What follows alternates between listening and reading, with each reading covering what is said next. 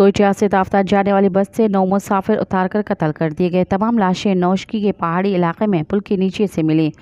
मकतूलन के जिस्म के मुख्तलिफ हिस्सों पर गोलियां मारी गई।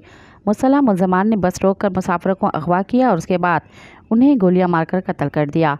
एसपी नौशकी का कहना था कि जहां बहक 9 अफराद का ताल्लुक मंडी बहाउद्दीन और गुजरांवाला से था। जहां बहक होने वाले मजदूर थे और वो कोयटा से ताफ्तान जा रहे थे।